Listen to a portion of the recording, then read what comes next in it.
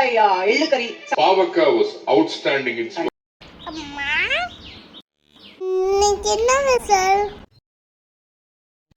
இன்றைக்கி special cook with கோமாலில் Priya ma'am செஞ்ச பாவக்காய் எள்ளு கறி. இதுக்கு வெங்காயம் தக்காளி எதுவுமே தேவை கிடையாது, ரொம்பவே ஈஸியாக செஞ்சிடலாம். அதுக்கு ஒரு பேனில் 1 ஸ்பூன் அளவுக்கு எள்ளு எடுத்து நல்லா வறுத்துக்கோங்க. நல்லா ஆற வச்சுட்டு பொடி பண்ணி எடுத்து வச்சுக்கோங்க.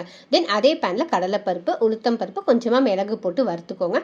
அது கொஞ்சம் பாதி வறுத்ததுக்கு அப்புறமா நம்ம தனியாக ஆட் பண்ணிக்க போகிறோம். அது கூடவே நம்ம மிளகாய் ஆட் பண்ணிக்கிறோம். உங்கள் காரத்துக்கு ஏற்ற அளவுக்கு ஆட் பண்ணிட்டு நல்லா வறுத்து இதையும் ஆற வச்சு பொடி பண்ணி எடுத்து வச்சுக்கோங்க. தென் ஒரு கடாயில் தேங்காய் எண்ணெயை சேர்த்துக்கோங்க, கடுகு சேர்த்துக்கோங்க. கடுகு நல்லா பொரிஞ்சதுக்கப்புறமா பெருங்காய தூள் சேர்த்திக்கிட்டு அது கூடவே நம்ம கட் பண்ணி எடுத்து வச்சிருக்க பாவக்காய் சேர்த்துக்கோங்க. இன்றைக்கி நான் 150 கிராம் அளவு பாவக்காவை சேர்த்திருக்கேன். ஒரு வதக்கிட்டு ஒரு 2 பச்சை மிளகா, கொஞ்சமாக மஞ்சள் தூள் போட்டுட்டு தேவையான அளவுக்கு உப்பு, ஒரு லெமன் சைஸ் அளவுக்கு புளியை நிறைய தண்ணியில் கரைச்சி அதை எடுத்து ஆட் பண்ணி இந்த மாதிரி க்ளோஸ் பண்ணி வச்சுருங்க. ஒரு 10 நிமிஷம் நல்லா கொதி வரட்டும். பாவக்காய் வெந்திருக்கும். இந்த ஸ்டேஜில் வெல்லமும் நம்ம அந்த பருப்புகள் அரைச்சோம் பார்த்தீங்கன்னா அந்த பொடியையும் சேர்த்திக்கோங்க.